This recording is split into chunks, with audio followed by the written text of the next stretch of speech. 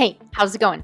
Today I'm talking about plantar fasciitis and managing it before Princess. This is Running to the Castle, a podcast for injury-prone Run Disney runners on a journey to running magical miles. Join me, Dr. Allie, as I share the secrets I've gathered as a runner, doctor of physical therapy, and coach. You'll learn the exact ways I get my clients to the castle strong without feeling broken or held together with KT tape as they cross the finish line. So, at the time of recording this, Princess is right around the corner, so you may not hear this right away. You may. This podcast episode will come out February 18th. Princess is a handful of days away. So, plantar fasciitis is an irritation of that plantar fascia on the bottom of the foot. That plantar fascia is there to stabilize your foot. It's a tough, fibrous band that goes from your heel toward your toes, and it's really thick. So it's there to help support your arch. So it typically is irritated in people who either have flat feet or tend to aggressively pronate. Not necessarily overpronate. It could be overpronate, but it could also be a fast pronation where the muscles that are supposed to control that movement aren't doing their job in that control phase of running. So, what do you do leading up to a race, Princess, when you just have 10 to 14 days before race day? So, the first thing, like with any kind of injury, what is your pain relief technique? How are you managing the actual pain symptoms? You need to do that and do it a lot. So that could be ice, that could be heat, an ice bath, a hot Epsom salt bath. Those are pain relief, pain management techniques. There are others where you take medication, Tylenol, Advil, things like that. I can't recommend somebody do any of those things based on my degree, my doctor of physical therapy degree. But if you and your healthcare provider have said you can take one or both of those could be options for you as well. That's why I talk about ice, heat, and things like that, and not pain pills, because I can't prescribe those. I can't tell you to take them. Tylenol does not touch inflammation. It does touch pain. It manages pain by stopping or interrupting the flow or how your brain perceives pain. NSAIDs, non-steroidal anti-inflammatories like Advil or Aleve, they stop inflammation and they stop pain at the site of the problem. So those are two differences on how to manage those. So when you have plantar fasciitis, if it's new and acute, it's an itis, where it's an inflammatory reaction. If it has been going on for some time, you could be getting acute flare-ups, but you also have it chronically. And when you have plantar fasciitis chronically, it actually does some damage to that plantar fascia and the fibrous connective tissue where you can have scar tissue go down. So you may also want to do some massage to the bottom of the foot. Sometimes people believe they have plantar fasciitis because they've had it in the past and they have a flare-up, but it's actually a flare-up of the muscles surrounding it. So massage can help that as well. It can help in the short term, so go get a pedicure and ask them to spend some more time on your feet, or go get an actual massage and have them spend more time on your feet. But you need to manage the pain symptoms now. You will hear other coaches, physical therapists, doctors say to freeze a water bottle and put it in the freezer, freeze the water bottle, put it on the floor and rub your foot over it.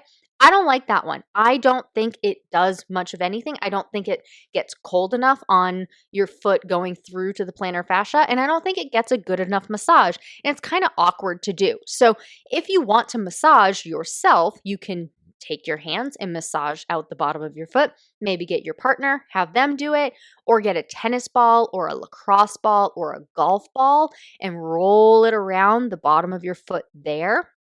But go get a massage. Have the professional work on it. And then work on the ice or the heat. So if you like ice, an ice bath is so good for plantar fasciitis. I like baths for plantar fasciitis better than I do like an ice pack or a hot pack because of where the plantar fascia is located. You really need to surround the whole foot. So you can put your foot in an ice bucket. If you're doing an ice bath, it's just 3 minutes, no more. And if you can't tolerate 3 minutes yet, build up to it. Or take a hot Epsom salt bath. That one is much more manageable, much more comfortable. You can do that for 20 minutes. Okay, and it can just be the foot, or take a nice whole body hot Epsom salt bath. You know me with the ice baths. I can't tolerate it, can't do it. I do the hot Epsom salt bath instead. But if you like ice and if ice helps your pain, do an ice bath for your foot. Get that whole foot surrounded so that you can really get deep in there on the plantar fascia. That's how you're going to manage it up until race day. To prevent this from coming back, that's where the strength exercises come in. I recommend a plantar fascia heel raise, and that makes it so that you really put tension in the right way on the plantar fascia. Now, the plantar fascia itself is not a muscle. It can't be stretched and it can't be strengthened. You can strengthen the muscles around it and put your plantar fascia in the position so it absorbs the load appropriately to recreate aspects of running. And that can really help. If you've been listening for any length of time, you know I say strength exercises are really crummy at getting rid of pain. That's not what they're there to do. They are there to strengthen the muscles, support the joints, support the other fascia and things are in the area to help prevent this from coming back. But you also need to manage the pain in the moment so that you can tolerate the activities. You can tolerate the strength exercises. You can tolerate the running. But the strength exercises are going to prevent this from worsening and from coming back.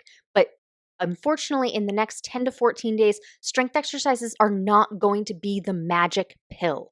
So doing them now could actually overload the plantar fascia too much and make you worse for race day. So if you haven't been doing strength exercises, hold off on them. If you do strength exercises and they aggravate it, hold off on them. If you do strength exercises and they do nothing to the plantar fascia, go ahead and keep doing them. But you will need to readdress this in the future because if you're doing them and it's supposed to be helping the plantar fascia and get rid of and help you prevent that pain from happening and it's not doing that, well, then you need to readdress it because you either aren't doing enough of them or you aren't doing the right ones or you're not doing heavy enough weight in relation to it because you really need to load the muscles, load that plantar fascia the right amount to actually make any progress. And that's something I go over with my clients in Stronger, Faster, Finisher. We go through to figure out exactly how much weight you should be lifting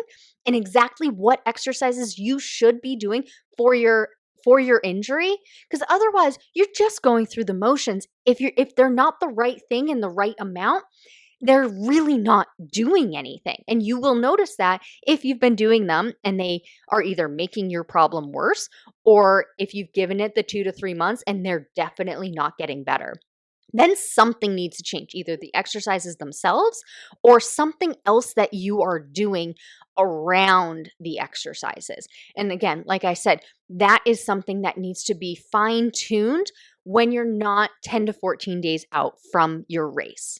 So plantar fasciitis leading up to race day, get in that ice bath, get in that hot Epsom salt bath, go get a massage, have them spend lots of time on your foot and maybe both of your feet because otherwise you are going to feel a little lopsided. It's a weird feeling. But manage that pain and then in the off season afterward, work on that strength so it doesn't come back. If you've ever wondered, what exercises should I do for my runner's knee, IT band, Achilles, plantar fasciitis, shin splints? I invite you to join me on a free workshop, Strength Training for Injury-Prone RunDisney Runners.